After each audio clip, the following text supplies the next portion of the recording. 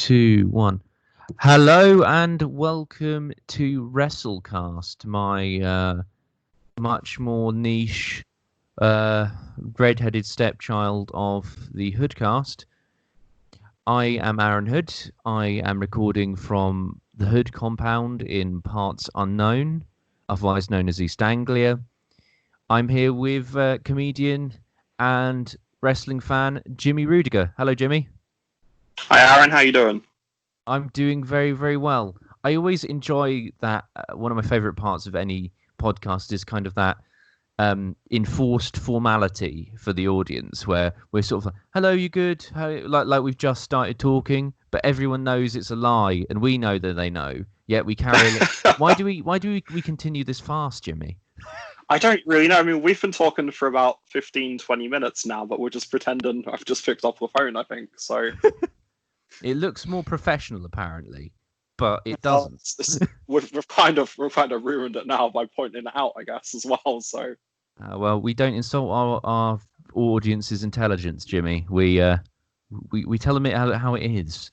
You know, like right-wing gentlemen from America in their pickup trucks and flat caps, selfishly ranting for 2 hours about race issues they know nothing about. And I think not insulting your audience's intelligence is a great segue into a wrestling podcast in itself, if I'm honest. So exactly, it's completely congruent, isn't it? It makes sense. So, how did you get into wrestling? I think like a lot of people grew up in sort of like a height of the Attitude Era. So when it was back on Channel 4 on a Sunday night, if you remember that. You could watch like Sunday Night Heat and some of the pay-per-views, and I used to get my uncle to record them on a VHS, and occasionally cry when it was too violent for me. But I've been into it ever since about like 98, 99. I've been a pretty big fan consistently ever since. Yeah, my first experience of it was on Sky. I think I missed the boat of Channel 4 and Sunday Night Heat, but I got this video from a car boot of SummerSlam 2001, where Steve Blackman knocks Kane's Shane McMahon off the rigging, and he falls from like a ridiculous height as he is wanted to. I remember that, yeah. Yeah. It looks like a most extreme thing ever at the time. At the time, I was just like, "This is crazy. He's definitely dead." Yeah, it's only when like they ruin it with like a camera angles, you see like, because there's like a full air pad and everything underneath. I was the same. I think did he do the same thing against like Rhino at one point? And he Yes. or Big Show perhaps, and he just jumped off like a scaffold for some reason. And he obviously then decades later does it with Undertaker in Hell in a Cell. He's been thrown through the wrong, like they had the rigged, paper glass or whatever it's called, the fake Hollywood glass pane, but Kurt Angle threw him through the real one, and they had to do it 2 or 3 times. I like to imagine that Shane McMahon is essentially RoboCop, because he never seems to be injured, but he's made a career out of basically just being thrown off buildings at this point.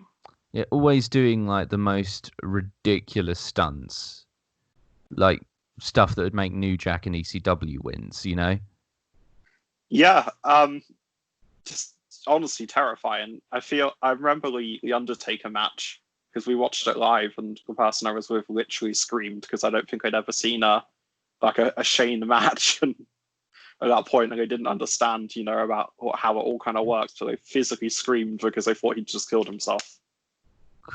They're intense, and especially thinking like in the Attitude Era, he was 20s, 30s, but now he's like a mid-50s-year-old man, and he's just still doing stupid shit.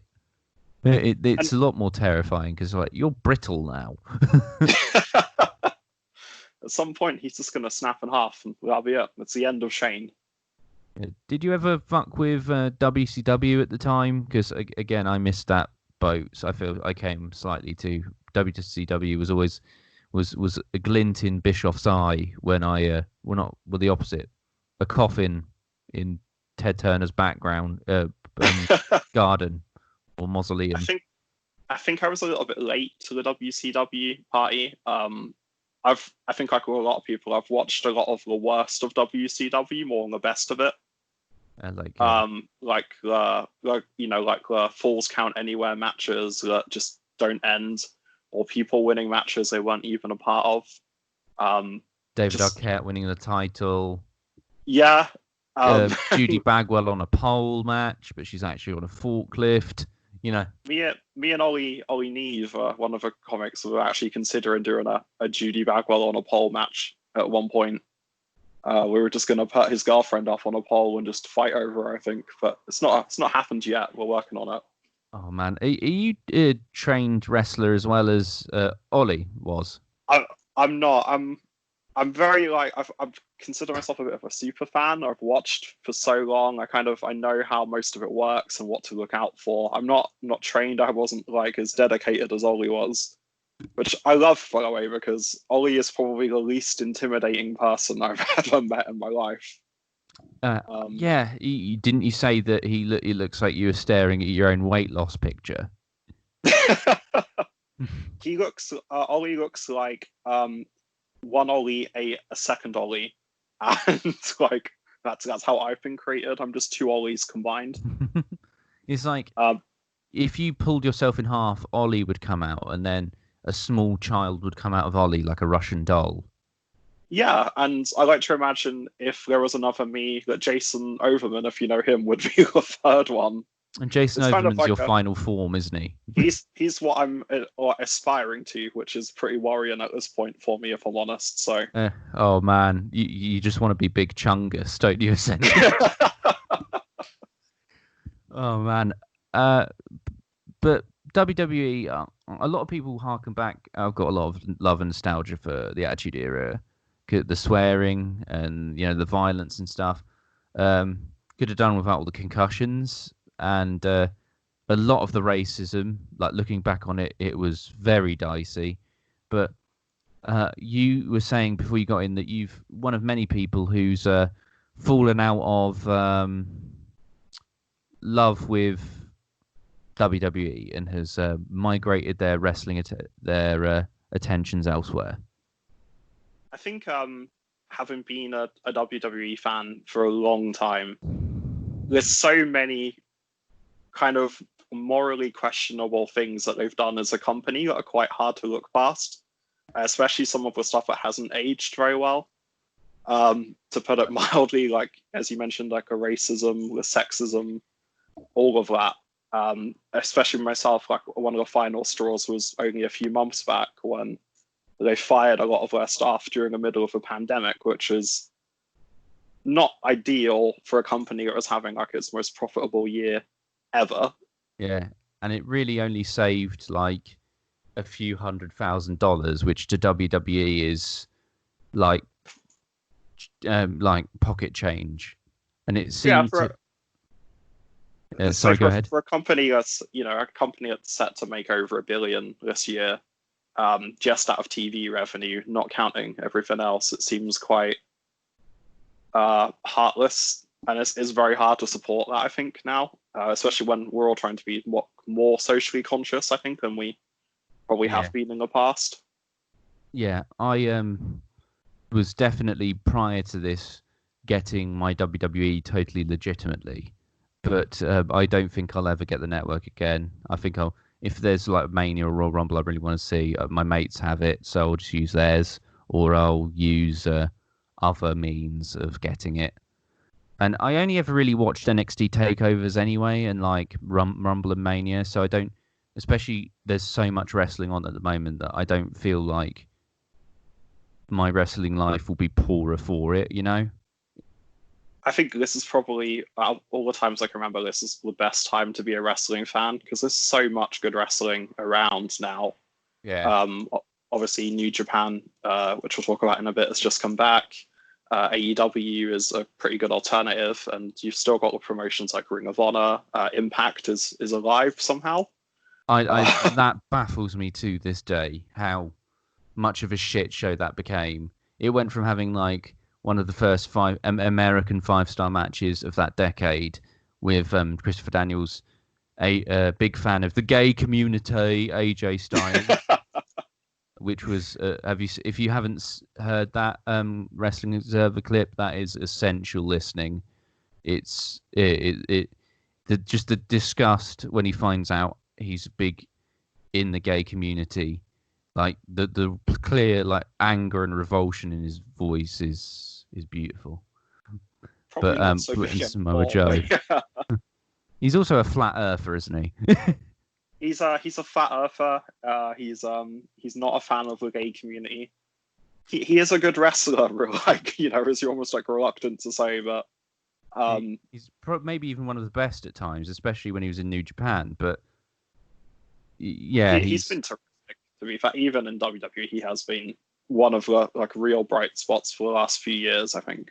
Yeah, it's just a shame, you know, the whole thing about separating the art from the artist. A lot of them have real dodgy, backstories. Like with obviously Shawn Michaels was a pilled up knobhead that ruined a lot of people's lives, but you know he was also one of the best to ever do it. You know.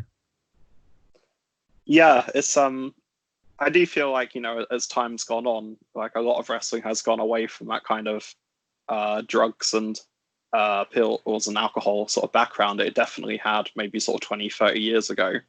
It's not perfect by a long way, but it's definitely not to the level it was. I think there was a period when, you know, like a new wrestler was going to die almost every single week because of the amount of overdoses that were happening. So yeah, all the muscle relaxants and steroids and all of that.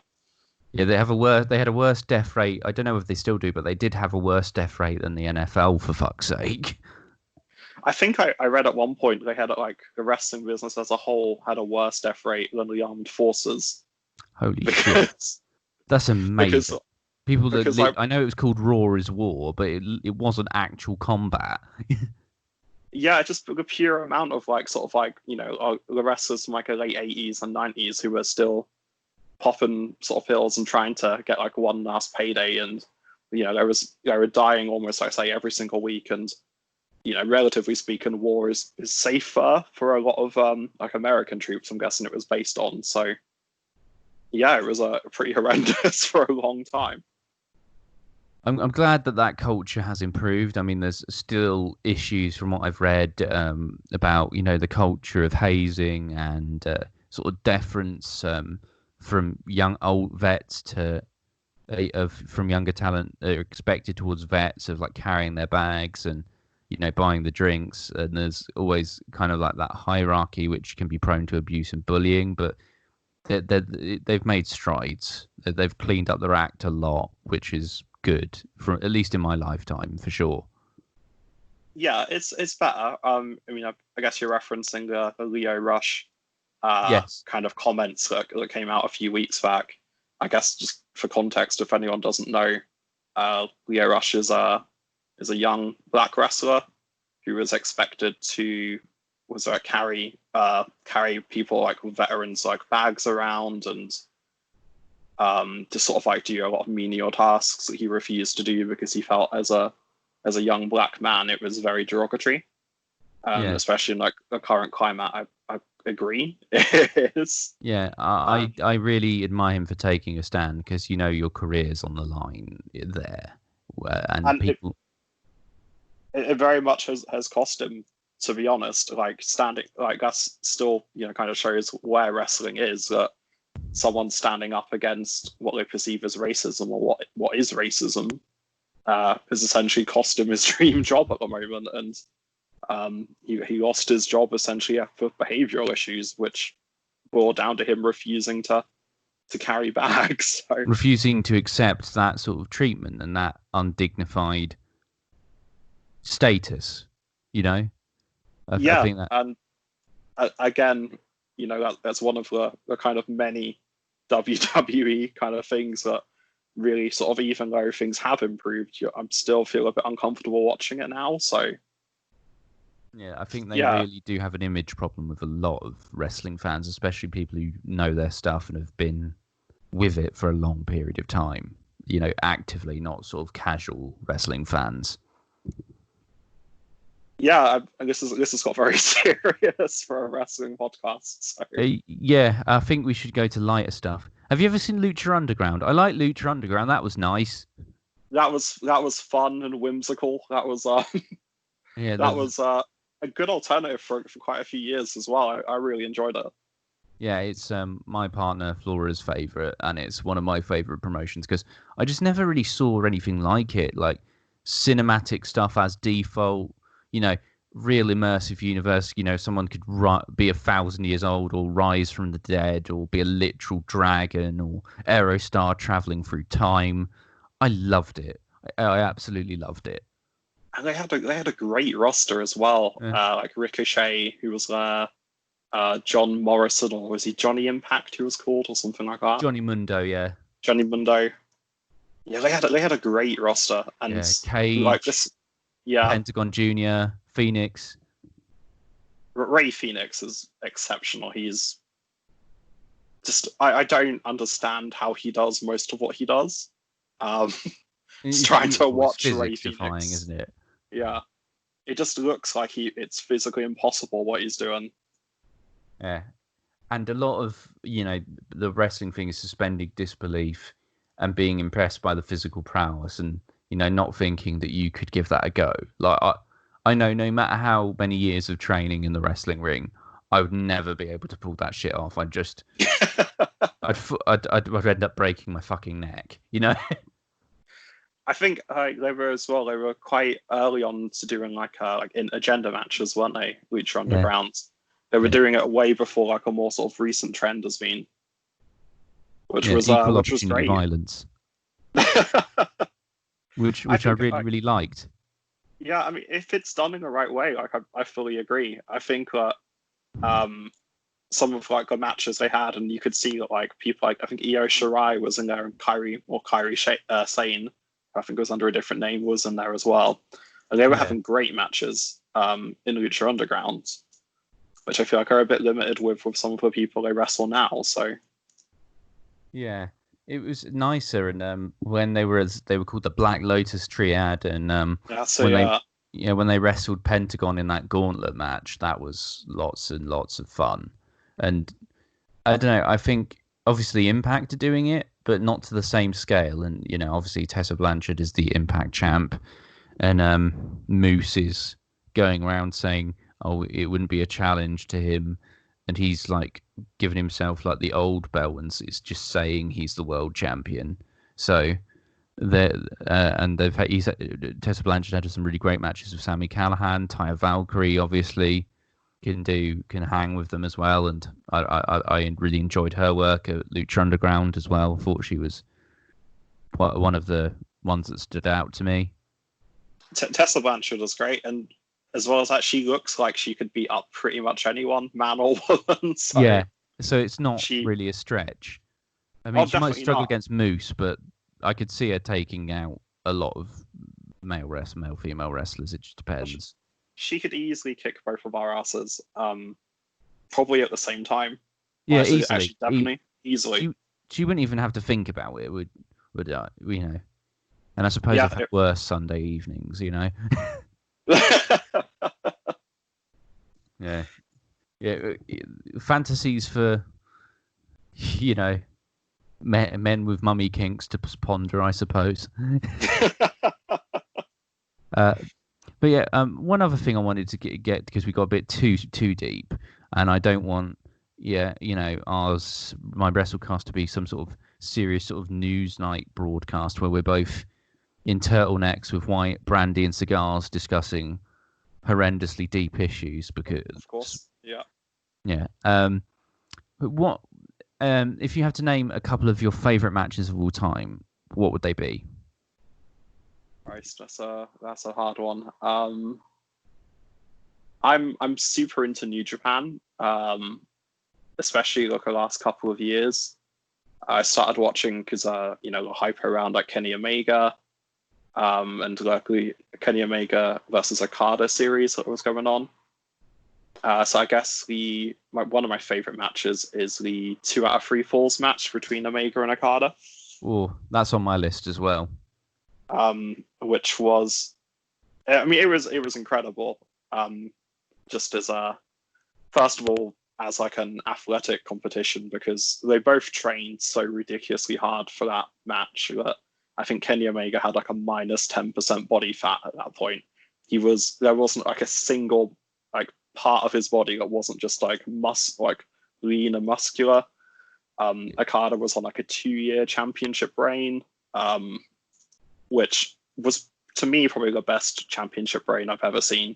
He had like 5-star matches with pretty much anyone that he was in a ring with. He could have a classic with a broom, couldn't he? He could have a match with a broom where you'd end it and think that the broom was the next big thing. I feel at this point. Yeah. Oh god! If he'd have had the match with the blow up sex doll rather than Ibushi and Omega, they would have it would have got like 5 stars across the board. Oh, definitely. And I feel like as well, he's in that kind of like this great like area where even if he loses a match, you still kind of come out thinking, well, he lost, but he's still the best. Like he's still by far. I feel like everyone knows he is like the ace of New Japan. He's just like absolutely incredible. And I think that match especially, it had been like a 2-year story between like Omega trying to get the big win over Okada that he'd struggled to do. Yeah, and obviously he's been able to replicate similar stories where, Tanahashi was the ace and he was the young upstart who supplanted him, and amazing Wrestle Kingdom matches with Naito have been astounding. He's doing good. He's getting really good work out of Jay White, I think, as well. Yeah, I don't think there's anyone you could put him in a ring with and you wouldn't have an amazing match. Yeah. So yeah, I think as well, likely. I think it's like about a 70-minute match. It wouldn't be my match of choice to show like a new fan, but as someone who's followed along, it was just it was incredible. Yeah, I think you have to really prep people for New Japan. You can't just, if someone's getting into wrestling, I think that's more of a hard sell. It's very different. I think if people have only watched like more American wrestling, like AEW and WWE, it's very different. Not necessarily in like a bad or a good way, but I feel like it's more kind of athletic and sports based. There's less focus on storylines, and there's a lot more about people just kicking a shit out of each other, which is kind of refreshing in a way. It's nice that they have, it's just simple in a lot of the time. Yeah, and are there any other ones that spring to mind for you? I'm gonna say as well. Again, New Japan, just to be a bit boring, but probably Tetsuya Naito versus Okada at Wrestle Kingdom this year. Ooh, that's a good one. The double gold dash. I've been a massive Naito fan for a few years. I don't know. There's something about Naito which I find very easy to relate to. I think it's because he's a bit of a dickhead, but he's likable. Yeah, and, I think a lot of us can probably relate to that at some point. And the thing is, the whole story around Naito, the kind of public humiliation and rejection as his destiny as the next ace, and being the only person in G1 history to have his main event stolen from him like that, and then be sort of told to fuck off to Mexico. You would come back a bitter arsehole, wouldn't you? And that's always like what the best bad guys, kind of quotation marks, in wrestling are always kind of like where you feel like they have a bit of a point. Like, even though they're assholes, you're like, well, yeah, but actually, if I was in that situation, I'd probably be a bit of an asshole as well. Yeah. And Naito, I mean, one, he's a great wrestler. He's just very different as well. So like, he's ridiculously charismatic, to the point where you don't have to understand Japanese at all to just kind of like get what he's saying and what he's doing. He's just fantastic. The crowd for that match as well were just so behind him. Everyone had been waiting about 5 years to see Naito have his big moment, and Ricardo was a rare heel for a day, which was a bit bizarre for him, but yeah, it was amazing. I think again, I was watching it live with a friend of mine. We were both almost like screaming because we were just so excited, and every near fall was getting to us, and yeah, tremendous. Yeah, I got really, really into that one as well. The double gold dash. I had a lot of fun with it. The only thing that was a bit bittersweet for me was I love Ibushi, and for him to be 0-2 in the... I know someone had to be 0-2, but I love Ibushi, you know? And Ibushi's he's great, and he's got his current storyline he has with Tanahashi,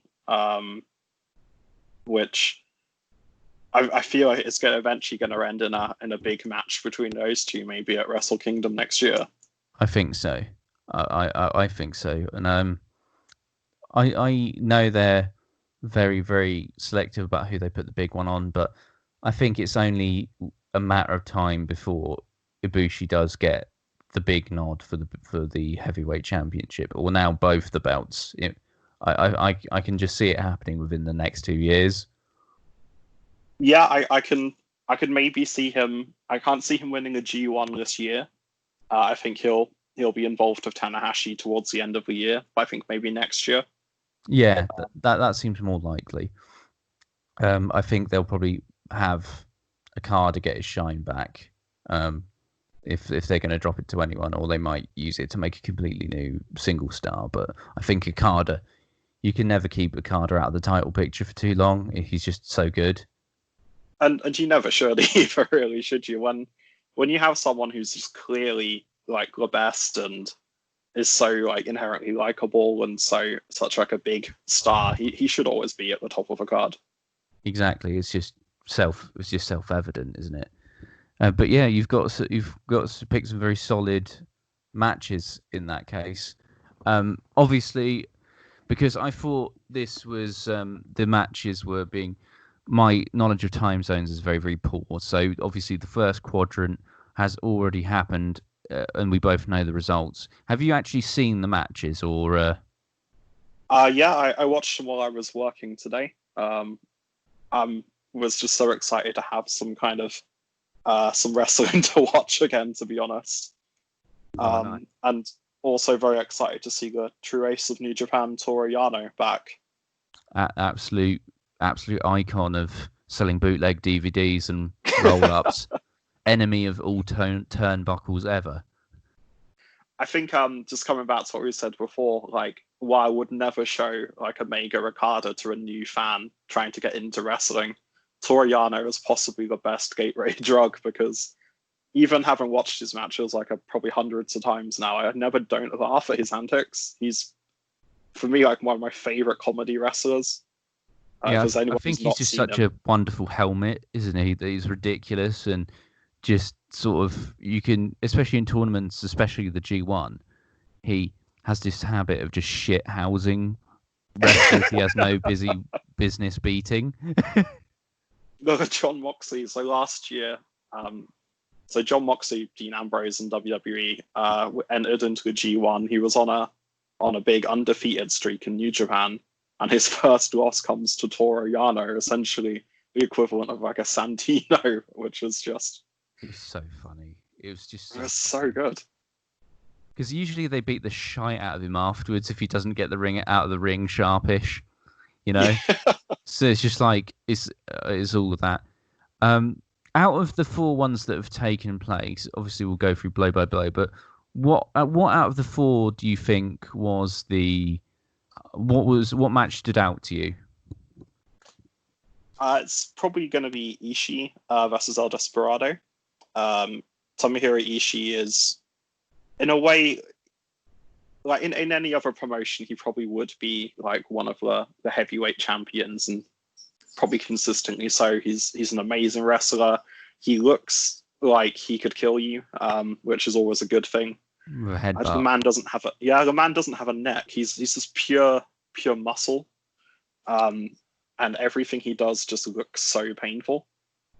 So he can get a good match out of anyone, and El Desperado's not a slouch either. So Ishii, I thought that was the one, because I found this quadrant the most easy to predict. I'm sure you did as well, or this leg of the quadrant.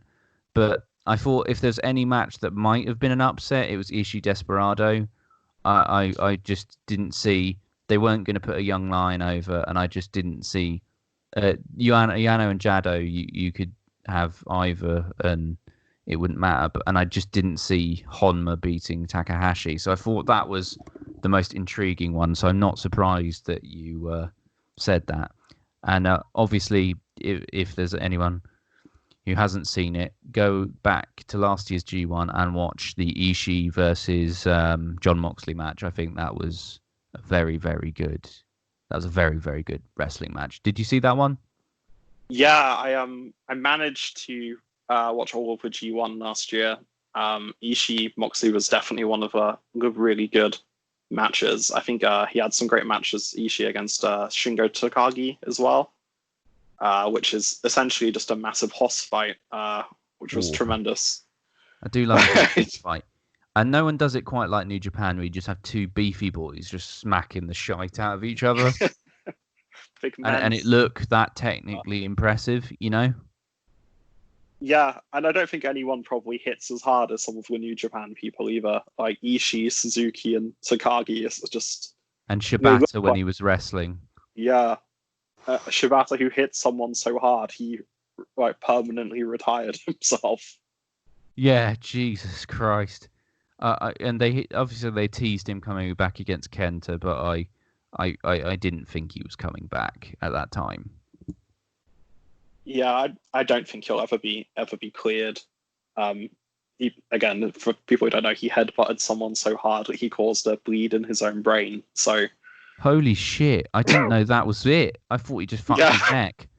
No, he headbutted Okada so hard in that title match that he caused a bleed in his own brain, and he was in a medically induced coma for I think about a week after. Holy shit! I can't imagine he's ever going to be cleared. No, there's no way they can. I mean, I hope he isn't. That's insane. Yeah, it is insane. I genuinely don't know how to process that, Jimmy.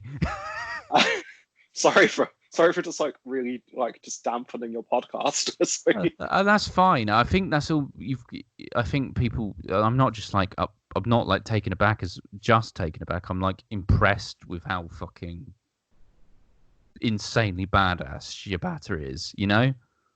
Oh yeah, and the fact he wants to get back in as well after doing something like that says a lot about him, I think. Yeah. Oh god, he was so good. Go and watch pretty much any, especially with versus Ishii or Goto. Watch the Shibata matches. Anyone who's listening, but we'll get through the first ones. Obviously, Togi Makabe pinned Yota Tsuji. Is that how? Prepare for me to butcher a lot of these names, but I will try my best. I think so. I don't think I've ever seen Yota Tsuji even before. But I think it was an okay match. As we were saying before this started, I think sort of matches like that are a great opportunity for the younger sort of people to learn by wrestling someone who's a very established star, even if they are on the kind of a second half of their career. Yeah, he probably learned a lot from it, even though he had to maybe work a more limited match than against a more active present star, because obviously Makabe is getting on, but he's still, it's pretty decent work experience. Of not every day you get to fucking hell. He's 47. Doesn't look bad for 47, does he? Yeah, again, he still looks like he could kick our asses pretty easily. He's a little bit stiff moving, but I mean, after working, I'd guess 15, 20 years in New Japan, I think. Yeah, I think most of us would be at that point. Yeah, and he still looks fucking terrifying at 47. Oh yeah, I'd run a mile if I ever saw him. 100%. Yeah. If he broke into my house, I'd move. That's his house now, But yeah, not surprising that Makabe went over this one. Yeah, I can't imagine him going too far in the tournament as a whole, but yeah, I would expect him to win that one. Yeah. And next, his opponent, one of the longest one of this quadrant, Tomohiro Ishii in a 20-minute match with El Desperado. You said that was the highlight. That one sounds quite good. Do you want to talk us through it? Yeah, I mean, sort of very, very high level. Ishii, as we said, everything he does looks good. His offense looks like it kills people. His selling looks like he's being killed. El Desperado is kind of, he's someone that I feel like a lot of people haven't seen too much. He's one of the Super Juniors that have been added due to the kind of a coronavirus situation. Japan is on lockdown, so they've added some of the juniors like El Desperado in. And he's sort of, in my opinion, he's incredibly underrated. He's someone I would probably expect to see sort of fighting for the IWGP Junior Heavyweight title, maybe towards like the end of this year. Yeah. Sorry, look, carry on. Sorry, especially since it's a really good showcase for him. I was going to say sorry. Yeah, no, fully agree. I think he'll probably end up in that kind of like bowler, like in the never open weight kind of scene. So the never open weight is what it is. It's sort of heavyweights and juniors can both fight for the same title, which doesn't happen too much in New Japan. And I feel like El Desperado especially is got a really good potential in that kind of scene in the future, based on this match. Yeah, and especially if he can hang with Ishii. And for those of you who aren't as familiar, never open weight, with some notable exception over the last few years, as I've been a fan at least, tends to go to the Hosses, who are really good but haven't really necessarily been given a chance with like the IC or the heavyweight title, but could feasibly challenge for it in a pinch, like that sort of upper mid card kind of level guy.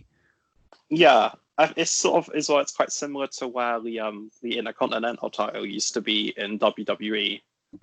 We used to view the Intercontinental as the workers' title. So the title never openweight's been tossed around between, say, like Suzuki, Ishii, Shingo Takagi, and I think Hiroki Goto, which are all kind of like the really great workers who perhaps aren't established enough or over enough for a heavyweight title run, but still kind of key to the New Japan sort of card and formula. Yeah, they tend to be the hard bastards as well, don't they? Yeah, they tend to be the ones who would terrify Yuya. Yeah, absolutely horrendously scary individuals. But yeah, Ishii advances. I'm looking forward to that one the most of all when I do catch up with it. It just wasn't on where I usually get it. It hadn't been uploaded yet. I'm guessing you have New Japan World if you've seen it already. Yeah, I got it just so I could have something to watch sometimes when I'm working and just have a bit of background on. It's pretty good. It's sort of like £7 or £8 a month, so similar to the WWE network. And normally there's a lot of events going on. They upload a lot of the house shows and a lot of the kind of lesser shows that aren't just the big events in English commentary. So it's pretty good. That's good. It seems and cheaper than the network, you said. So it's I've heard a lot of good things about it. When I actually have any disposable income, which is looking like to be August when I start my job, I will probably end up purchasing it because I think New Japan is probably my favorite. I mean, I watch AEW more, but it's just because it's easier to find and access. Oh yeah, agreed. And it should be just about in time for the G1 as well, which is the last 3 years has just been incredible. Every night having like a 5-star match really is it's a good month of wrestling. Yeah, it's not bad going, is it? The G1. I always, especially when I hear about the 5-star matches, I make an effort to watch them in the final. I always have fun. But yeah. We've got Toriano versus Gado next, which was one of the more intriguing matches with, your personal ace, Toriano. What happened in this? So Yano, tremendous as always, spends most of the match either trying to take turnbuckle pads off, trying to distract a referee, or just spraying a water bottle in people's faces. So with the new rules, he's no longer spitting. his water bottle, but he has brought a little spray bottle like you might have for a cat, and he's just chasing people around with that. That's amazing. It was a comedy match, but it's very much exactly what you'd expect from Yano. I think it's worth pointing out that because of like how New Japan is, and it is a very like physical style, Yano actually has a really good purpose, and that people who say in a G1 you're going to have like 10 really intense matches, perhaps going sort of 20 minutes. It's probably really good for the wrestlers to have a match with Yano, which is only a 5-minute kind of mess around instead. Yeah, with a couple of stupid spots, and it's kind of like their rest match almost. Yeah, it's essentially a night off for anyone. I feel like, and I don't say this lightly, but I feel like even like both of us could probably have an entertaining match with Yano if we had to. Yeah, he wouldn't score 3, 4, 5 stars in the Wrestling Observer, but it would be the minuses, but it would be a lot of fun. yeah, I'd enjoy that. But yeah, he goes over Gado. I think that one it wouldn't have been a big deal either way, but I think Yano was the right choice for it, and obviously I predicted it. I got everyone on the card right with this one, which was nice. But for this quadrant, but Yano going over prolongs the Yano, and I don't think he's destined to get too further deep into this tournament. But Yano's always fun. Yeah, like he's grown on me the more I've got understood his like purpose and stuff. I feel like the really great thing about Yano as well is that he can feasibly beat anybody in the company, which is really impressive for a guy who is essentially a comedy jobber. Yeah. And it has real significance when he does. Like, it doesn't bury people. It's just like, well, what the fuck? It's Yano. He's like a bit of a fucking shithouse wild card, you know?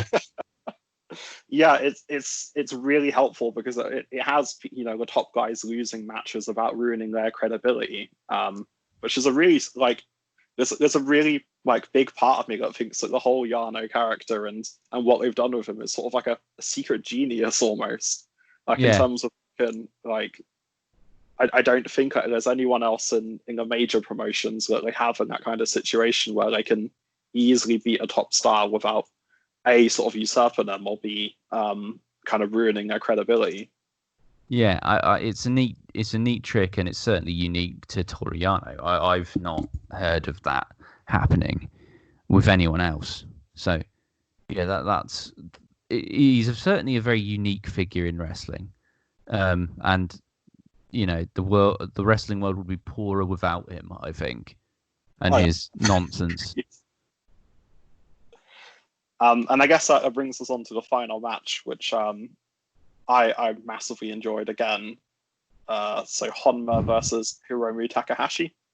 And I'm very glad that Takahashi is back after obviously the neck injury, and then he comes back and wins the junior heavyweight in one of the best matches I think of Wrestle Kingdom against Will Ospreay. That was awesome. Tremendous. I think as well that would have been the match of the show on most other shows, but that just kind of goes to how good Wrestle Kingdom was this year. You know, Wrestle Kingdom, just the quality is insane. I mean, like even the usual token 6-8 tag match prelims, or even for the title, they're just a bit of fun, and it's nice to have a bit of fun before you get to the real serious, intense matches, isn't it? Yeah, and Hiromu he's very hard to explain to people, I think. He suffered a quite horrendous injury about about 2 years ago now, actually. Yeah. Where he was dropped pretty much straight on his head and a sort of move gone wrong, and he was out for about 18 months as a result. But he somehow looks quicker now than he was before that, which is just bizarre. Yeah, that's amazing. That's a testament to his ability to recover and his willpower. And I'm hoping he's obviously been rewarded with that going over Will Ospreay, who I've maintained that they're keen to move up to heavyweight quite soon. I think he's moved up now, actually, Will Ospreay. Oh yeah, he's is that confirmed? Yeah, he's a heavyweight now. Oh, that's good because I think he's just done all he can do as a junior, and he is a massive star, I think, and he's really, really good. So he deserves it. I fully agree. Hiromu, I feel like he might be a junior for life, but not in, and I don't mean that in like a bad way. I feel like he'll be kind of similar to Liger, and I think he'll stay at that, and he'll be the kind of the gatekeeper of the junior heavyweight division, and sort of the ace of the juniors in the same way Liger or Kushida was. Yeah, very much. It's crazy to me as well, just like how popular Hiromu is. Even while he was out injured for 18 months, he was still one of the most popular people on the roster. Yeah, it just goes to show how fun his matches are and how likable he is and how just fucking his costuming. It's just so ridiculous and flamboyant and over the top, and I love it. Just love that man. He I think one of the matches I was really looking forward to was going to be at the anniversary show between Naito and Hiromu. So I'm low key picking Hiromu to win the whole tournament, which I think is probably a little bit hopeful. Yeah, I think he'll definitely get far into it, but given other people in the tournament, I just can't count them out. So I'm rating him to go far, but I'm not sure he'll win it. But it'd be a bold move, and I think it'd be really cool if he did. But he's facing Toriano in the next round, and I have a funny feeling that will go his way as well. But we'll get more into that later. But we've got the second quadrant, Kazutaka Ricardo versus Gado, which is a very interesting match, I think. And I have seen, because I watched another couple of prediction videos, and a couple of people have said that they think Gado has a chance of going over Okada, and I think those people are talking out of their arse and need to delete their account. There's absolutely no way Okada loses in this match, surely. I think with New Japan, anyone can beat anyone, and I don't think Okada is going to win the whole tournament, but Gado is not beating Okada, not a chance. It's just not happening. Yeah, and it's a nice little kind of revenge story because I know they've, interacted violently by proxy, especially through Jay White, and obviously this was meant to be Okada versus Jay White, which would have been spicy. And I think if that had stayed the same, I would have given it to Jay White going over Okada. Just funny feeling, but I think Gado's getting absolutely battered by him, to be honest. I mean, I've got Okada to win in probably less than 5 minutes. Yeah, it will be kind of easy, especially because we'll get to it just in a second. But in the second round, his opponent will be a lot more hard going, and that the next bracket is the fight of the most violent dads you'll ever meet: Yuji Nagata versus Minoru Suzuki. Yeah, we refer to Minoru Suzuki as Deaf Grandpa in my friend group. Deaf Grandpa. That's brilliant. The most terrifying man and there's a lot of terrifying men in New Japan, but Minoru Suzuki is terrible. He has the death stare of just, yeah. Yeah. He was the co-founder of fucking Pancrase, which is, its own mixed martial arts promotion, and he's widely considered one of the best fighters in the world and the second king of Pancrase world champion. Like, he legit can fuck people up. Like, he can pro wrestle and wrestle. He's been in there with like Ken Shamrock. He's won 30 MMA fights, 22 of them by submission. He's the most, and he's fucking 51 years old, and he's still, the way he moves, the way he wrestles, he's hard, isn't he? Like how he does that is just impressive. Yeah, he'll never do a springboard, I'll grant you, but like, he hits so hard. Like, every time he hits someone, it echoes. It literally, it's like a gunshot going off. Oh god, and he's a proper nasty bastard. He clearly likes pain in a way, and yeah, Jesus. But my favorite. Sorry, mate. Continue. Sorry, my favorite thing about Minoru Suzuki is, despite the fact he is the scariest looking man in history, his Instagram account is essentially just pictures of him with puppies and looking incredibly suave all the time. So outside of the wrestling world, he's very weird, but yeah, Suzuki to win 100%. Yeah, from reports I've heard, like beyond that, probably because he has absolutely nothing to prove to anyone. He's one of the nicest people you'll meet, and he just really likes drinking Jack Daniels and watching One Piece, you know. But in the ring, he's just a fucking monster. And surprisingly, him and Yuji Nagata do have quite a even singles record. But I think that was when Nagata was certainly in the prime of his career.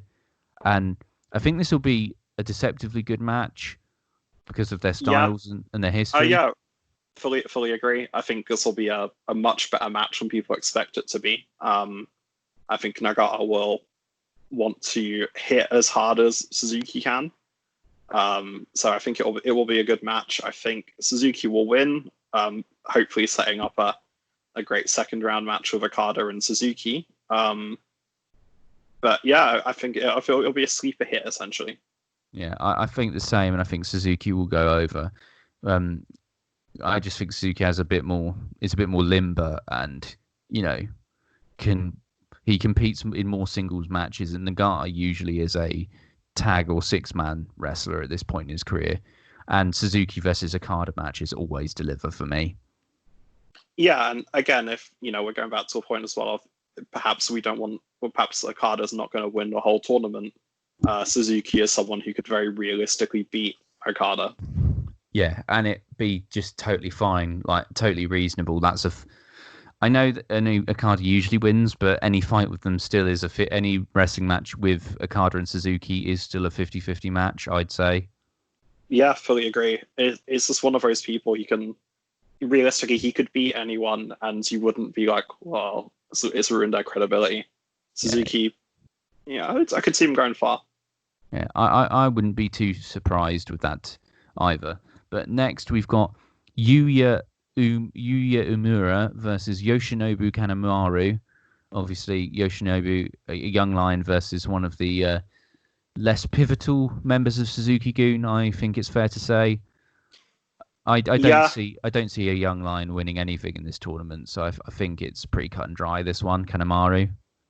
Yeah, Kanemaru will almost definitely win in probably about 5 minutes or less. Uemura has had some good matches and he's looked good, but until they go on the young lion excursion and they kind of learn their craft elsewhere, I can't see any other young lions winning matches in this tournament. Yeah, they have to sort of they lose almost every match they're in, and then they go on excursion, sort of come back with their gimmick and their personality almost. So yeah, this was a match of necessity, and it's pretty much the conclusions, like with all the young lion ones in this, is a formality, I think. Well, it's a learning opportunity, and that's pretty much all there is to it, really. Yeah, getting battered for work experience, essentially. We all go through it. Next, we've got another one. Was pretty cut and dry. Gabriel Kidd, one of the greenest of the young lions, the youngest of the young lions, versus one of my favourite juniors, someone I really, really like, Taiji Issue Mori. Again, another one with no surprises, surely. Yeah, definitely not. Same as you, I love Taiji Issue Mori. He's ridiculously quick. He hits ridiculously hard. And he has that great look. He just looks like a dickhead, which is perfect for the role he's in. I'm a really big fan, if I'm honest. Yeah, I think he's another one that could always consistently challenge for sort of junior heavyweight. He could maybe have a good feud for the open weight. He's one of those ones that he won't get to the creme de la creme, but he'll be a very highly respected junior for the rest of his career. Yeah, fully agree. And there's nothing wrong with that. I think it's a really good spot for him.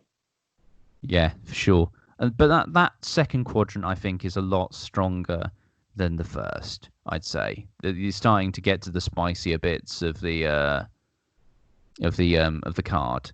But I think the quadrant that is my absolute favorite is the third.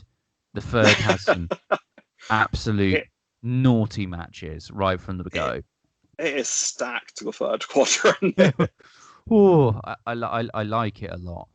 You start with Hiroshi Tanahashi, the old ace, versus someone who I genuinely actually aggravates me, Taichi. I think they've given a bit more status to Taichi in the last year. I think there was a title reign at one point. I think it was the IC belt or never. I can't remember which, but I can't look past Tanahashi for this one. Can you?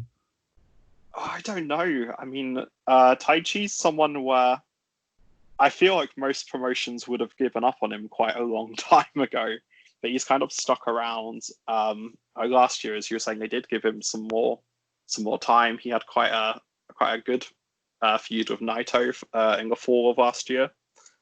I think, like, if you look at the first two matches, just to skip ahead a little, you've got Tanahashi Taichi as your first match, and you've got Ibushi versus Zack Sabre Jr. as your second, which theoretically is the two tag teams that you assume one of the tag teams might end up facing each other in the second round. So I don't know. I've got a feeling Taichi might win that one, to be honest.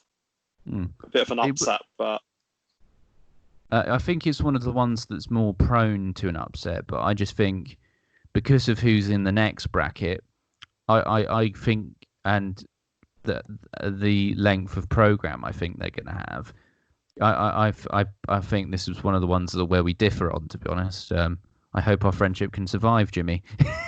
But yeah, that'll be fun. It'll be a good match. Taichi, I used to really not get Taichi, but I think they've finally figured out what to do with him, and he can be a pretty good upset heel because he's one of the, there's kind of the heels which, it's cool to cheer, but there's heels who are genuine bastard men, and one of them is Taichi, Yeah, that's a very, very accurate description of Taichi. He is a bastard man. The next one, one of the ones in the first round that I'm most looking forward to, even though it has happened quite often, and I think is a genuine 50-50, Kota Ibushi versus Zack Sabre Jr. What are your thoughts on this one? It's a very interesting one, even though, as you say, it has happened quite a few times. Kota Ibushi, he's in a very weird place in that he's on a bit of a losing streak in some senses as a single star, even though he's on a winning streak as a tag star. I mean, it's possibly, actually thinking about it, maybe Tanahashi would be my pick for the first one, and Zack Sabre to beat Ibushi in the second. I feel like there's almost a kind of a dark Kota Ibushi storyline going on where they're gonna sort of drill him into the ground until he snaps and becomes a sort of the psycho heel. I think that they've teased a few times now. Which makes sense, as Tanahashi is almost like the ultimate babyface for New Japan. So yeah, so to have him battered by Ibushi in a heelish way, it'd immediately give him nuclear heat, wouldn't it? Oh, massively. And I feel like that's a very believable heel. He does look a bit like a psycho. I love Ibushi. I think his match with Kenny Omega he had in the G1 was the most terrifying thing I've ever seen in my entire life. And the psychosexual undertones of it made it very interesting. Yeah, I think we all felt mildly uncomfortable at certain points, but in a good way. We were challenged. Yes. But Zack Sabre is obviously a great wrestler. So yeah, actually thinking about it, I can see Zack going over Ibushi in that one. Yeah, I purely because I think they're gonna. not fully pull the trigger on it in the second round, but certainly push that dark Kota. You know, we've seen hints of him almost going catatonic in Wrestle Kingdom and just being nasty, like scarily nasty in some matches, which is amazing considering you see sort of a lot of Kota stuff has been this wacky, you know, brilliant, weird genius who hasn't quite, you know, reached the heights that, you know, he seemed destined for. And he's fucked about as Tiger Masked. He's wrestled Godzilla in a wedding dress and had the match against the Sex Doll. And now we're seeing like another side of him, another unique and brilliant variant. And also, this is one of the ones I wouldn't be surprised if I was wrong, because Zack Sabre Jr., especially in the New Japan Cup, he's just a different animal in tournaments. He just tends to excel. So, and I think it's worth saying with Zack Sabre Jr., we've said about some people who hit hard, but Zack Sabre Jr. looks like what he does as submissions looks so physically painful that I normally cringe just watching him just contort people into these weird shapes that just unnatural. He's very different to almost every other person, probably every other wrestler you can think of, really. Yeah, he certainly has his own style. I mean, he says it himself, and I think it's a brilliant line where, like, the end of strong style and the start of Saberism, which I think is a really, really cool kind of concept. And I have loved a lot of his promos because he's just a cocky twat, really, isn't he? And it works. He's a fuckboy, and we can all appreciate a fuckboy in the right context. So if Tom Alban learnt Brazilian Jiu-Jitsu. Yeah. If he learned Brazilian Jiu-Jitsu and lost about 50 pounds. Yeah, pretty much. I mean that as a compliment, Tom.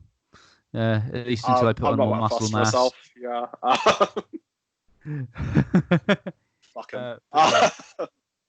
We love Tom on the Hoodcast. It's just, he's just a very good punchline. And considering what he wants to call his show, it's not it's very much on brand for him. So I'm sort of doing PR for him almost. Next, we've got another one I'm quite keen on, just because I do like. I have soft spots for Ryusuke Taguchi, and Sanada is one of my favorite wrestlers on the roster. I like how Tagachi has one of the outside of Naomi has the most offensive in terms of his moves arse in wrestling. Sanada is he's a very he's in a weird spot, I find, Sanada. And I feel like everyone's constantly expecting him to go to the next level, and he never quite gets there. Taguchi is hilarious. As you said, he uses his ass as a weapon. He comes out dressed as a rugby captain. He's a great comedy foil for a lot of the more serious wrestlers. Yeah. And he can have a good match. He always has good matches in singles. He always acquits himself, doesn't he? Yeah, he's one of those wrestlers as well who I feel could go until they're about 60, because he's a very safe worker. He's very safe matches, very simple moves that look effective. I can't imagine Sanada losing this one personally, but weirder things have happened. Yeah, I'm gonna go Sanada, because again it plays into my next prediction. Again, another one. The next one's harder to call, but I think Sanada. But I just feel like I don't know how you feel about it, but I feel like Sanada's really been treading water for a few years, and he needs like either a really big title reign or a sustained push. I just feel like they really need to pull the trigger on him, and I understand it's because he's technically still a freelance wrestler in that he's like a tour-by-tour basis. He's not signed with them. So I think that might have something to do with it. But I don't know. Please just convince him to sign and strap rocket boots to that man. I love him. I think he would benefit, and I'm a massive LIJ fan, but I do think he'd probably benefit from leaving LIJ, because he's at best the third peg in that group, whereas he could be a single star on his own. With Naito and Hiromu definitely being sort of 1 and 2 in terms of popularity, I feel that Sanada probably he's a little bit lost in the shuffle at times. Yeah, especially since he seemed destined to be almost the breakout star of Lij and or be the one that sort of implodes the stable eventually, and when they have the power struggle. But now it doesn't seem that clear cut. Yeah, whether that's because of like his contract situation, whether that's I don't really know why. I mean, every report I read is he's incredibly popular with the fans, especially the female fans. I'll comfortably say he's a very good looking man, but he's just never really reached that kind of next level in terms of like either his performances or in terms of a sort of a lengthier win streak. Yeah. And I think a lot of that does have to do with like I think in a lot of promotions he'd be like Ishii, a heavyweight champ already, but because he's got the looks, he's got the moves, he's got the sort of silent brooding charisma. But I think that's testament to just how like the pinnacle of professional wrestling the title picture of New Japan is. I think like the top of the card for New Japan is so stacked as well. There's the four sort of like pillars, which at the moment I think would be probably Okada, Tanahashi, Naito, and I guess Jay White. But there's also a very solid group under that, like your Suzukis, your Goto, Ishii, all who realistically are, or Kota Ibushi as well, almost forgotten, who are all kind of in that group. And it's so stacked and so hard to break into that group, I think, now for people who are coming in. Yeah, they're very, very entrenched and established. But Sanada for both of us, I'd say. But the next one, Sanada. Yeah, I think the next one is going to be one of the hits of the first round. I'm looking forward to this one immensely. Sho versus Shingo Takagi. It's a hoss fight. It's going to be great. I'm so happy that this is happening. Shingo Takagi is one of my favorite wrestlers. He hits people so hard. He does everything so hard. He hits the ropes like they owe him money. He's just great. He's very similar to Ishii in that he can't physically have a bad match with anyone. Sho is one of the best junior heavyweights. Again, he's been a Roppongi 3K for a few years. He's looked really, really good. He looks like he's going to be the breakout star from that group. Yeah. And that says a lot because Yo is also really good, but it's just Sho just seems better, He looks a bit more intimidating, doesn't he? This match will be great. Yeah, the real winner is the fans for this one, isn't it? Whoever wins. Yeah, I mean, my gut says it will be Shingo. Because I can see him moving up to heavyweight over the next sort of few months. And I think Shingo will probably win, but this will be a great match. This will just be two big men hitting each other as hard as they can. And then probably losing in the next round because they're so banged up. Yeah, because like Sho has this sort of obsession with Takagi where, that he's his kind of white whale. And I think whoever then has to face probably Sanada in either, a kind of inter-chaos Lij rivalry where, Sanada finishes off Sho, or it's, I think, perhaps more intriguing, and it's been hinted at a lot of, like, strife within Lij, and I think Sanada versus Takagi for me in the bracket, which is probably why I'm earing towards Takagi, and that'll be a really, really great match for the second round. Yeah, I think they've built Takagi as such a kind of monster in the junior heavyweight division. My gut is Takagi will win, but the potential match between Sanada and Takagi, I think anytime you have like the inter-faction matches, they tend to be quite good and quite different. But I'd quite like to see that. Yeah, I think that'd be really good.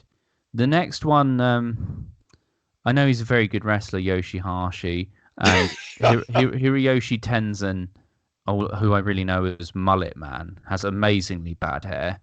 I had to Google who Tenzan was, and I don't mean to be rude, but I've never really seen much of his work, and Yoshi Hashi sort of seems like your standard mid card babyface. Like I'm not really familiar with either of them, but just by virtue of knowing who he was, I was going for Yoshi Hashi. But what is your take on this one? Yoshi Hashi is he's a kind of confusing enigma in that he's quite often in the same matches as Kazuchika Ricardo, the greatest wrestler probably of all time, and he manages to look confused at what's going on. One of my favorite things about Yoshi Hashi is he unintentionally did the same thing that Titus O'Neil did at the Greatest Royal Rumble. When running down to the ring, he tripped and fell under the ring, and he actually he actually injured. Well, I think it does. He actually injured himself quite badly. Oh, which you feel like a dick now, don't you? I feel like a bit of a dick, yeah. And he cut himself up quite badly by sort of slamming into the end of the ring. He's a bizarre one. He carries a stick around. I don't really understand why. He just sort of has a stick. Yeah. The thing is with like a lot of the stuff is because like it's almost like a Japanglish kind of thing, that some stuff that doesn't really make sense to us kind of makes sense in like a Japanese way, but I don't get Yoshihashi at all. He's a man with a stick who just looks kind of confused about the fact he's a wrestler.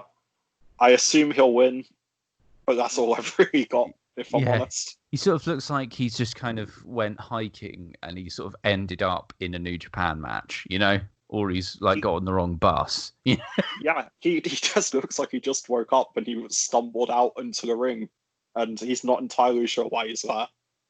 I mean, the thing I just never get as well is, you know, harking back, he does carry a stick around, but he never uses the stick, which just kind of makes me wonder why he has it. I think maybe, you know, like, did you hear of the Eric Rowan spider angle? Like, what's in the cage is a spider, and he's immediately tremendous killed. Yeah, absolutely hilarious. But I think there might be one thing where he finally snaps and he's tired of his mediocrity, the way he uses the stick, and it's really ineffective. I feel like Yoshihashi being tired of his own mediocrity is the only storyline possible for Yoshihashi. I think so. But next, I think we've got another one that, because, you know, I'm already a bit tired of thinking about this match, but Yo versus Bushi, I think, is going to be another sleeper hit, and that's another one that is quite close to call. Yeah, that's another tough one. Both of those guys are probably slightly underrated in terms of how good they are, because, you know, the overall standard is just so high. Bushi is it's probably fair to say he's played second fiddle to Hiromu and Shingo in LIJ as like a junior for quite a while now. Yo is played second fiddle to Sho in Roppongi 3K. But both of them in their own rights are really good. I don't know who will win that one, if I'm honest. My gut says Yo, because I feel like there'll be a chaos match in the second round between him and Yoshihashi. Which, if I'm honest, I don't think anyone outside the immediate families is going to care about. But yeah, I initially thought Yo, because again, like how Sho is fixated on Takaki, Yo seems to have this relationship with Bushi. But I think for later on, and because he did have an exceptional match with Ospreay, and I do want Bushi to kind of come out of the shadows of some of his LIJ comrades, I sort of very narrowly picked Bushi for this one. It really could. I think that one's a coin flip, if I'm honest. It could go either way. Yeah, that's one of the... And the thing is, I don't think it would really impact the tournament too negatively, whoever is eliminated. Not to say that in a critical of either of them, but it's just one of those ones that's designed to be a 50-50, isn't it? I think it's there to be it's there to be a good match. I think the sort of the fourth quadrant, that the sort of night 4 essentially, it might struggle with a couple of the matches. And I think Yo Bushi is probably one of the ones to kind of make sure the overall standard is a bit higher than it would have otherwise been.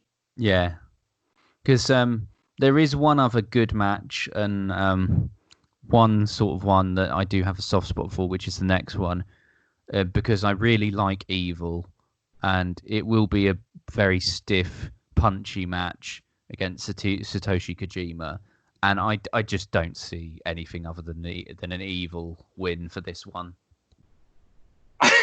Evil is one of those. I fully agree. Evil to win. He's a very bizarre character to try and explain to people as well. He's again a man who comes to the ring holding a scythe, but then never uses the scythe.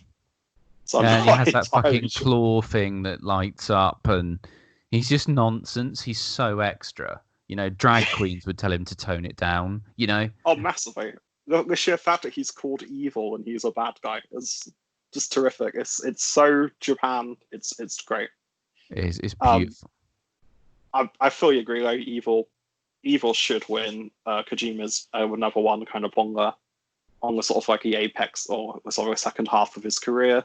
He's sort of mostly relegated like the open and tag matches, and he's sort of there to do the job. And I think put Evil through. Yeah, he's one of the dads section. You know, you got the young lions, the juniors, the heavyweights, and the dads, haven't you? You know, he's one of the dads, isn't he?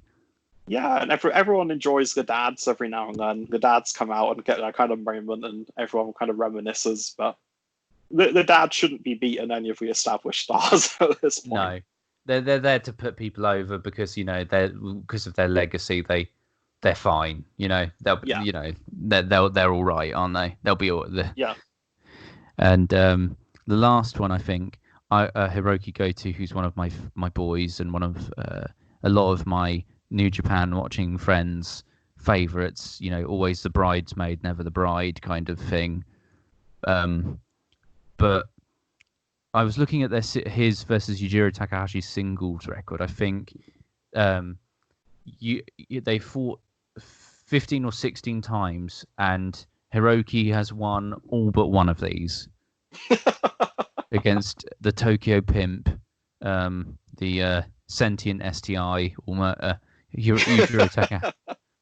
Just, you know, like in terms of images you can smell, he just, I don't know, he just looks all skeevy. Takahashi, oh god. I just imagine that Takahashi smells like a can of Monster in a nightclub. One of those guys who's like the mortal enemy of drywall, you know? Yeah. And I can't see anyone other than Goto winning that unless there's some serious Bullet Club chicanery going on. Yeah, but I doubt it. I really think Goto's going over. Takahashi, I've heard like initially he had promise, but he just can't be asked, and it does kind of seep into his work, the fact that he can't be asked, and he just wants to come out with these Peng, you know, Bullet Club women, and that's sort of what he does. I mean, I think that's one of the big negatives of like, you know, the kind of like the stables they have in New Japan.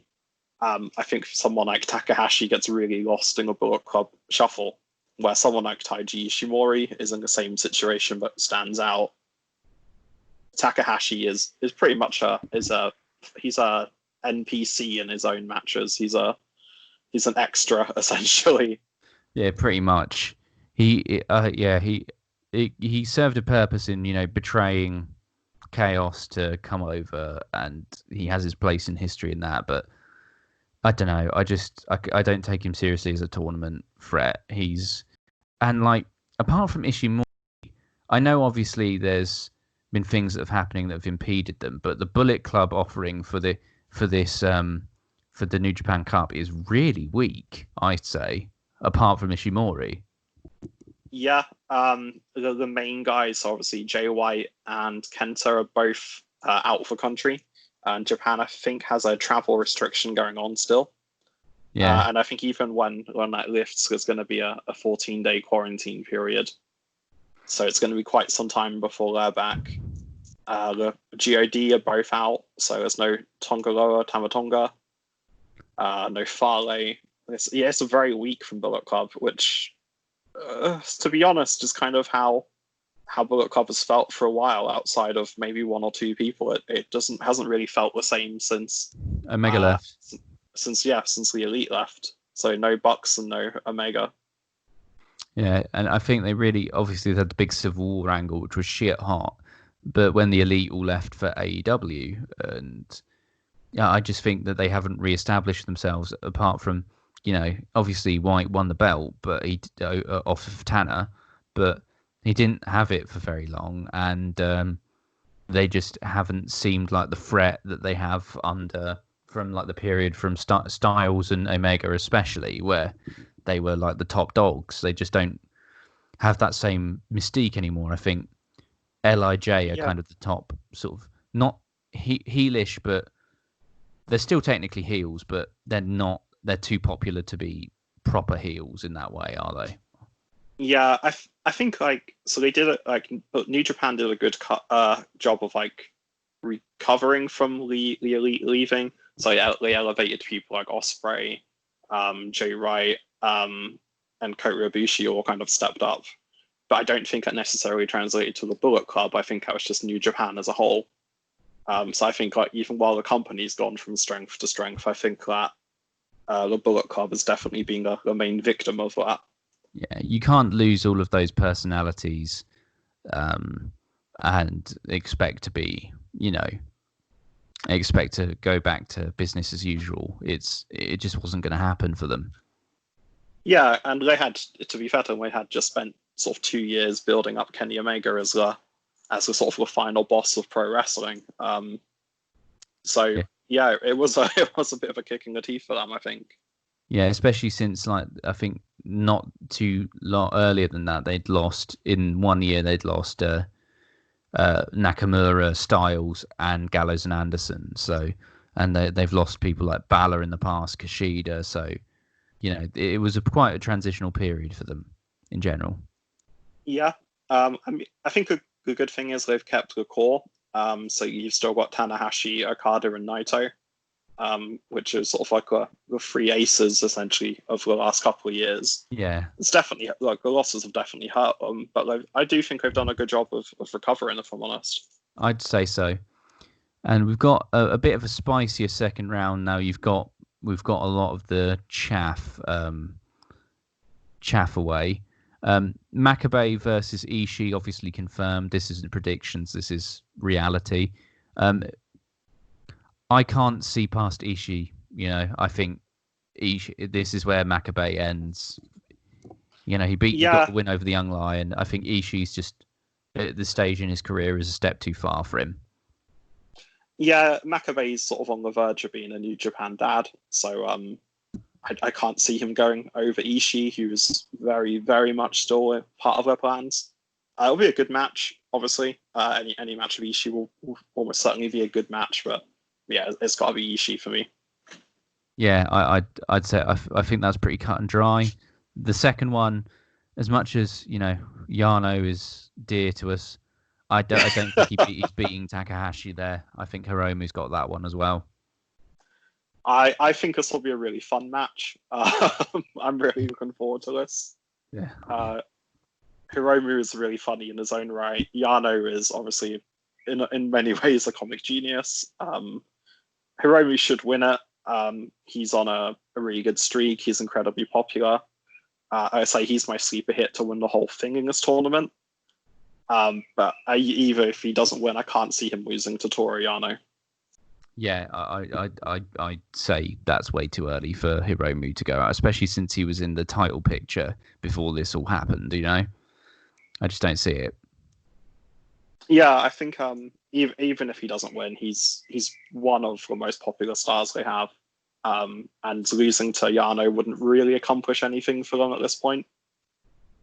It'll be a fun match, though. It'll be crazy. It'll be funny. It will be different to anything else. But yeah, Hiromu to win. It'll be absolutely ridiculous. Next, we both were settled in Okada versus Suzuki.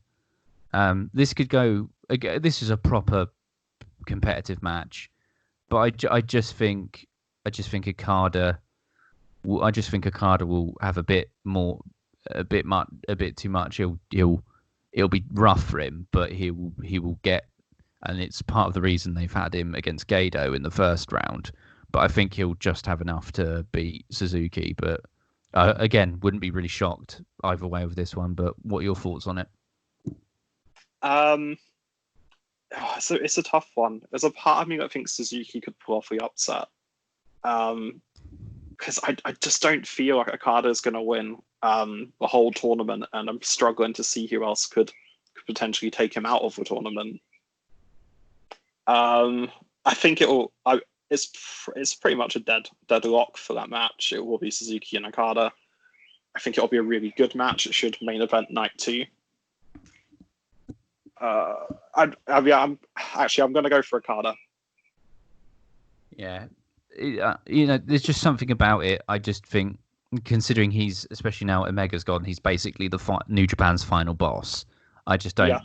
I don't see him ever not having an impeccable showing in the tournaments, even if he doesn't win them. He's always comes out looking strong. And I mean, Suzuki is a respectable opponent to lose to, but I just don't see him going out. I think it's too early for him. I think it's too early. I do like a good upset every now and then. We always have one or two big upsets, so yeah, it's nice not to be able to ever predict a cup with entire accuracy. I think that's refreshing, isn't it? It's nice that it's so 50-50 with a lot of these matches as well, especially in the sort of the second and third rounds. I think a lot of them could go either way. Yeah, yeah, that's when the upsets, second round and quarterfinal, I think, are when the upsets really start happening. But the next one we settled on is Kanemaru versus Issue Mori, which again is pretty much a lock in night 2. For night 2, isn't it? Yeah. I know when you look at their personal record, Kanemaru has beat Issue Mori more, but they were all kind of more in Pro Wrestling Noah, and I just think I've not seen much of Kanemaru, and the way Ishimori's been booked, I'd probably say Ishimori to win for that one. But what's your take? I actually fully agree. I think Ishimori's more likely. I don't think this one's a deadlock, but I think Ishimori's more likely in that I think that he's probably, because they are running such like a sort of depleted roster, I think that Ishimori versus Okada would be a much better match than Okada versus Kanemaru, assuming they all go through. Yeah. I don't feel like Okada versus Kanemaru is a match which is really going to get people to tune in. Yeah, especially for a quarterfinal as well. You'd forgive it for a round 1 or even 2, but it just doesn't have that. It doesn't feel like a big match, does it? No. Whereas Ishimori's been kind of he's been sort of like on the cusp of a junior heavyweight title for the last year. He's had some really good showings, and also he's Bullet Club, which is Okada's mortal enemy. So it kind of makes sense that he would probably win and go on for that one. Yeah, especially since he's the most significant of the Bullet Club offerings by a stretch. That's true. If not, then Bullet Club would be out in the second round, which would be probably not something they want to do if they do want to build Bullet Club up again in any time in the future. Yeah, they wouldn't be able to. That would be a bit of a slap in the face for them, I'd say. So I just see Ishimori going over this. Christ, I remember when this used to just be a 16-man tournament. Fucking hell. Yeah. Tanahashi, you settled eventually on Tana for Tana. We disagreed on this one slightly. You went with Tana versus ZSJ. Yeah. So I'll let you, because obviously someone different most likely may go through your second round to mine. Who have you got who do you think, Tana versus ZSJ, who do you think would win if that were to transpire? That one is, again, very much a coin flip. ZSJ can beat anyone just purely because of his weird octopus kind of holds that he does. Yeah. But my gut feeling actually would be that no matter who Tana faces in that round, he's probably going to win. If he does face Ibushi, I think you're right. I think I'll start that kind of dark Ibushi story that I've sort of like been hinting at for a while. And I think if it is Zack Sabre, I also think that they're probably just going to want to have a sort of big baby face moments. I think a lot of their promotions are sort of focusing on trying to take people's mind off the world at the moment and have these kind of like big happy occasions rather than lots of getting heat and heels winning. So, and Tana is the ultimate baby face still, even in his sort of like a twilight of his career. So yeah, Tana to win regardless, I think. Yeah, I might actually be inclined to agree with you because I think it's the perfect springboard. Because initially, when I wrote this up, I thought Ibushi might be my sleeper hit to win, was kind of my dark horse or my sort of pick. But I think that was just because I like Ibushi and I want him to win, you know. Whereas I think, given Tana the obvious start point of a Rift story and a sort of, you know, Black Star from Golden Star to Black Star almost shift for Ibushi. You know, the springboard for their feud and the fact that right now they're going for more sort of wholesome content with hints of stuff later on. I think there's no, Okada's the main guy now, but Tanahashi's just beloved. I just think he's going to the quarters. I agree with you. I think he's going to the quarters no matter what. Yeah, the only thing that kind of puts me against it is I just don't know if they're going to want to do a Tanahashi-Ibushi match with like no audience or anything. I think it's a big match, and I don't know if they're going to want to waste it on this show. But on the other hand, it might just be part of building up that bigger story. So it's very hard to call. Yeah, it's one of the nicer ones to call in the sense that you've got that sense of mystery and excitement around it. But the next second round we had Sanada versus Takaki, with obviously the caveats of the show match. But I think personally for me, because of how much that match is going to take out of them compared to the other one, I think I see Sanada going to the quarterfinals. Yeah, I think so actually. I think purely because I think Sho and Takaki are going to kill each other. Sanada will probably go to the quarters.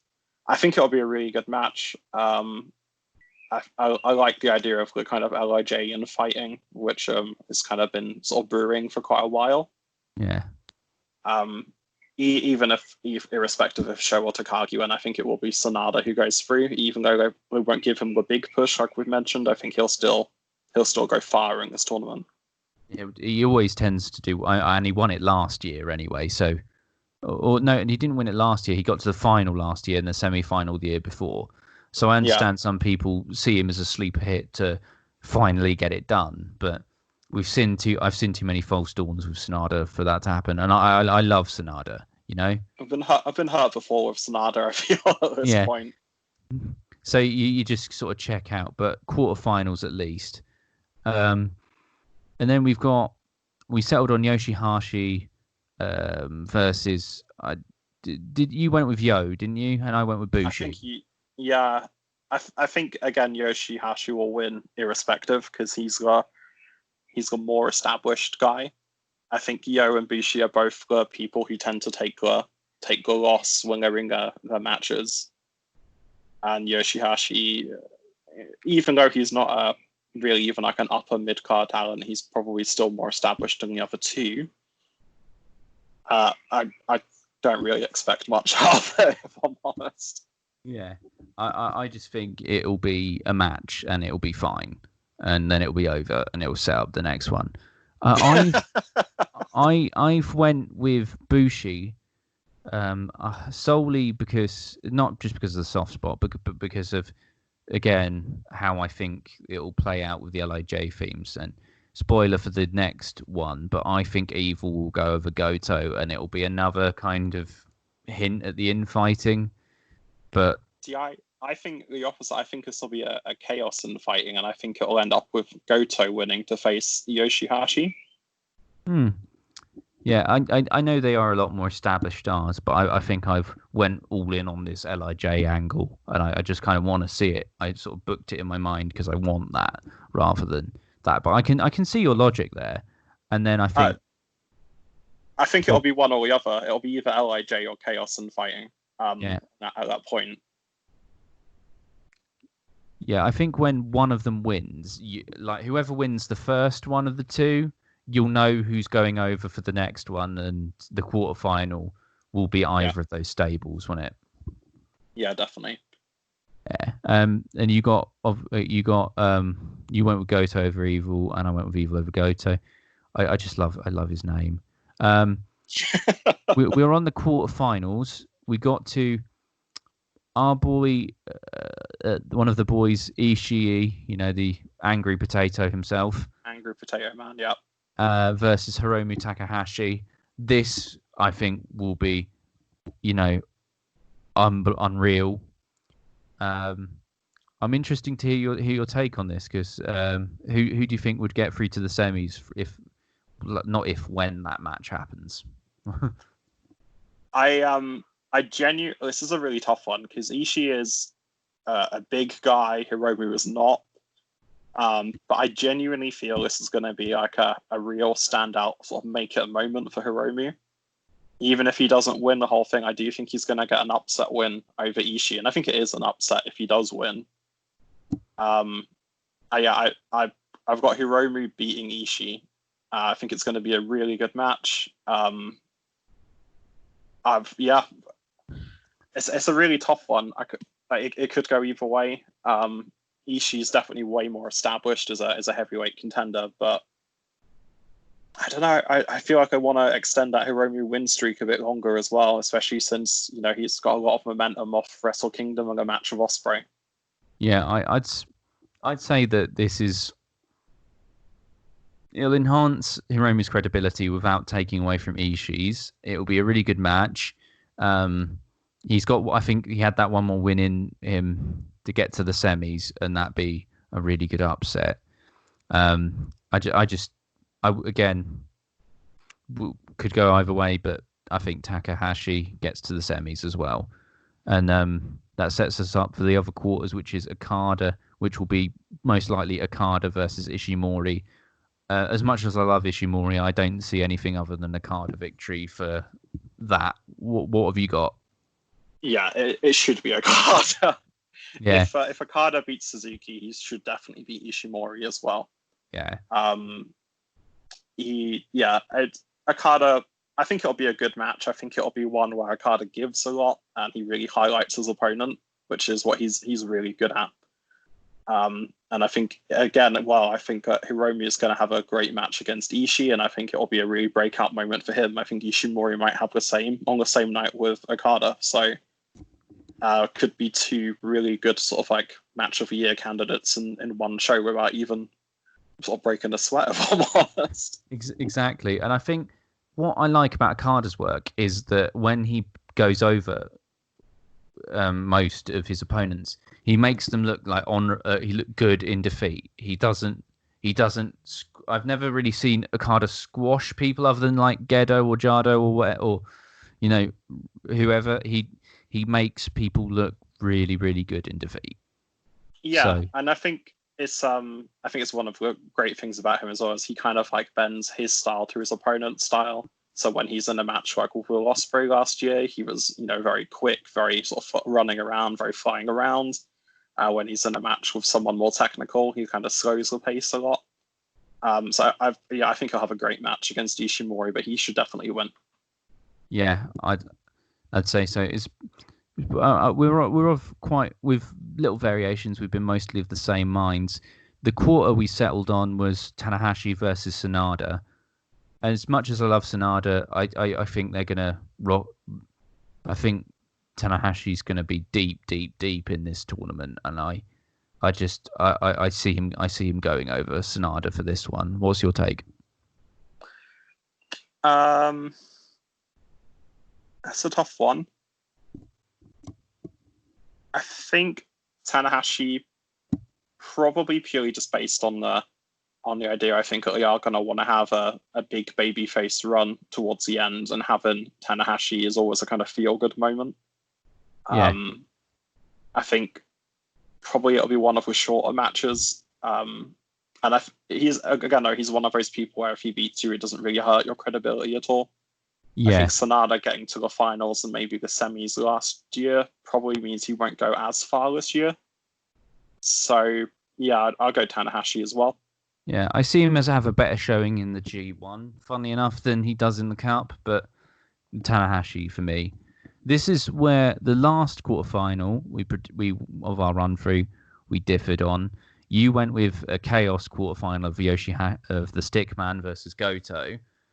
So I think I know who you're going to pick for that eventuality, but who would you go for in Goto Hashi versus Goto?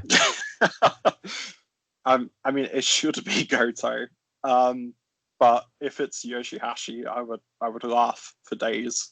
It'd be very funny. It'd be very, very funny. Setting up a Yoshi Hashi Hiroshi Tanahashi semi-final just sounds incredible.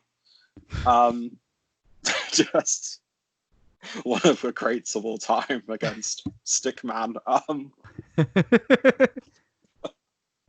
God, we're it should dragging Yoshi Hashi, aren't we? He's such an easy target, though, isn't he? I know. He's the Jason Overman of wrestling. I can't help myself. I know. It has to. Like he's your Overman and my Don Mackey. You know, like we have it, and I love Dom, but and Dom is a much better is not like a Yoshihashi. He doesn't have a stick. But when the biggest character development for years with Yoshihashi's character was that he had a haircut, I just don't. If that happened, like it's got to be Goto. Like it has to be Goto. Yeah. Bushi versus Evil was my quarter, and Evil for me. I just immediately said Evil. Like Evil has form getting deep into tournaments. He's a lot more credible of a title threat, especially in a heavyweight context. And I think him versus Tana would be a good, decent semi-final. And you have like they're going for the wholesome feel-good thing. You have Tanahashi literally defeating Evil in the semi-finals. You know, your ace. Something about the optics of that says that to me, you know? I mean, if that does happen, Bushi, while a good wrestler, is very much he's the LIJ fall guy. He's the equivalent of like a Chase Owens, or he's there to take the pin, and even if he gets one or two victories, he's definitely, I can't imagine him getting into the semi-finals of the tournament. Yeah. It's weird because compared to a lot of the other fall guys in the past, like Suzuki Goons like Kanemaru or whoever, and Bullet Club had Chase Owens, and Chaos has like Toriano or Yoshi Hoshi or whoever. Like Bushi is the fall guy. I think he's the best kind of fall guy in terms of who all the stables have. I think LIJ probably have the highest win rate as well, so he doesn't really take that many falls. Yeah. They definitely, with the idea a lot of the time we want to send the crowd home happy, and LIJ is the kind of most popular faction at the moment and has been for quite a while. I don't think Bushi will take that many falls, but I mean that's his job in LIJ. He's there to stop like a Naito or a Sanada having to take the pin. Yeah, that's what he's for. But I'll always love Bushi. I think he's great. Apparently, it means dwarf in Japanese. I'm not sure if that's a thing, but I think that's funny if it is. And if that's true, then he's definitely not getting to the semi-finals. Yeah, even if it isn't true, that's the reality I prefer. And I hear in politics and stuff, and your own views, you can just do that now. So just going with it. Yeah, just roll with it. Just believe what you want at this point. Yeah, for our semis that we've very carefully rustled up, Takahashi versus Okada. And as much as I love Hiromu, I think this is the end of the road. That would be the end of the road for him if it goes the way we're thinking it's going to go, and Okada for the final. See, this is where I think we'll have to disagree. And the only reason for that is I don't think they want to have Okada around Naito yet. I do think that eventually Okada will probably be the one who wins the belt back. But I can't see Naito losing at this point, and I don't think they even want to have that, that match kind of as a thought in people's heads. And I think a Hiromu victory, it would be another good kind of crowd pleaser moment. I think if Okada wins, then his potential matchups against probably either like a Naito or a Tanahashi have all been, I mean, they are all really good matches, but they have been done quite a lot. They might want to sort of leave that one out at the moment. So I'm going to go Hiromu upset, maybe with some LIJ tomfoolery. Yeah, I think that's part. If it does happen, that might be some of the way. Not saying that Hiromu isn't a great wrestler in his own right, but I think because of Okada's status, he'll need an extra something if he is to win. And I want him to, definitely. But I always feel like a fool whenever I predict against Okada usually. But I know I'm going to immediately contradict that when we get to the final. But yeah, I think Okada for me is getting in the final. But the other one, I think we got either Goto or we settled on it's either going to be Goto or Evil versus Tanahashi in the other semi-final. And I think just because of the thing, I think Tanahashi's going to get to the final. But what's your fully agree.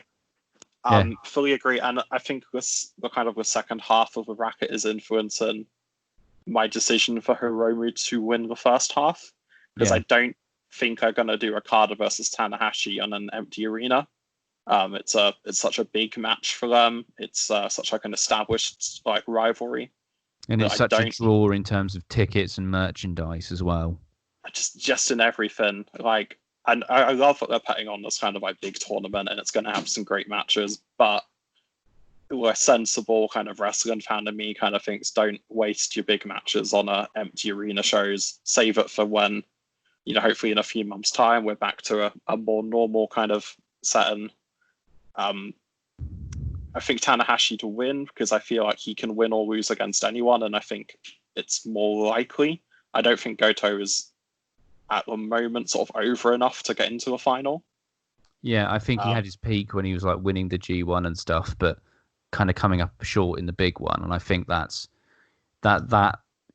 perception is still in fans' mind of his status, even though a lot of people are still fond of him, myself included. But I think he's kind of plateaued. He's reached he's got his place on the card, and he's reached his sort of peak.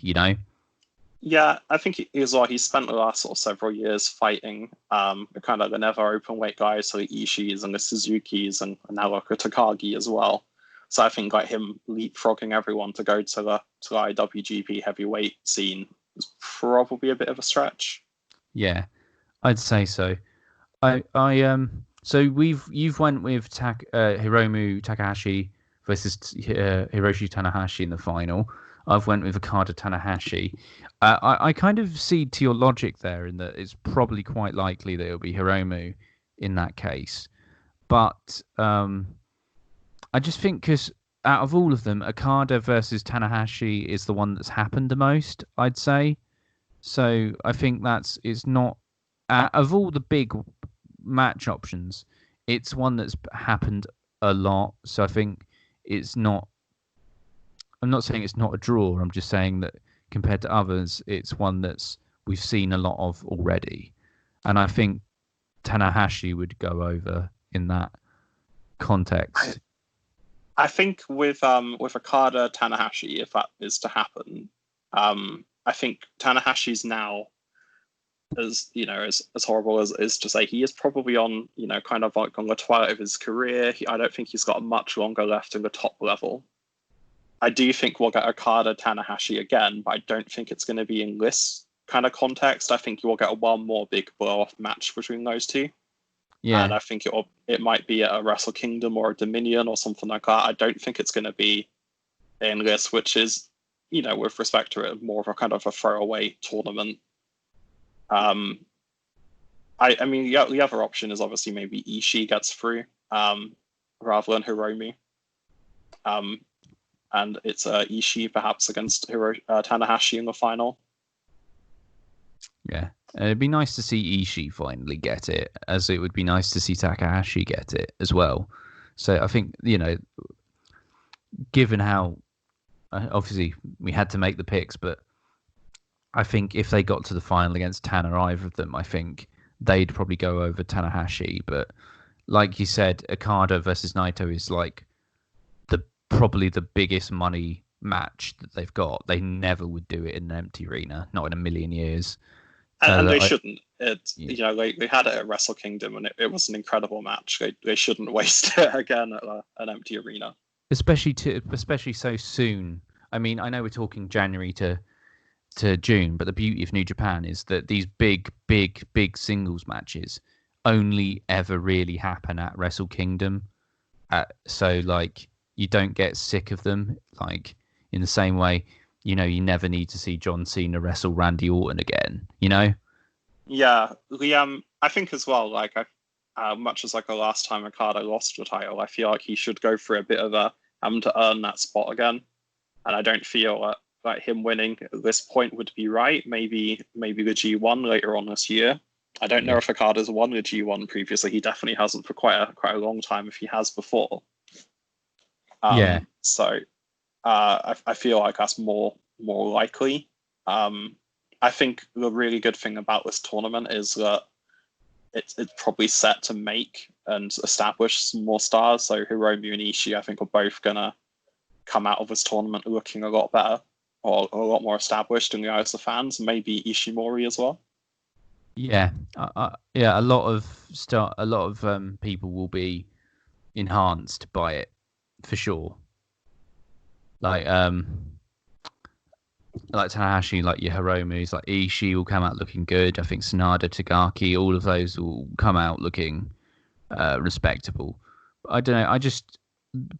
I was reading before, I was doing some research before we went on air, and I saw that obviously Tanahashi and Naito have this very unique history, and I just think that there's a lot more stuff with. I think they could do a lot of stuff with Naito, Tanahashi, but the whole logic of empty arena.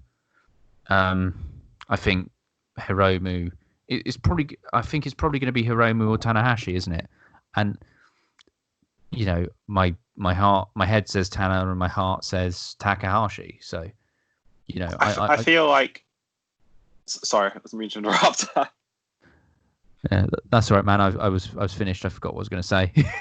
I just feel like while Hiromu and Naito, because the whole point is the winner of the tournament faces is Naito, and I feel like Hiromu versus Naito is a dream match for a lot of people. I don't think it's necessarily a money drawing match, so you could do that match without in an empty arena or in like a 1/3 full arena without giving away a lot. Whereas I think a lot of the other sort of big matches, so Tanahashi, Okada, are going to be matches that would draw a lot of fans, and that's the aim of the game really, is to draw fans. And the sensible part of me just doesn't think that they should be giving that away on a free show essentially.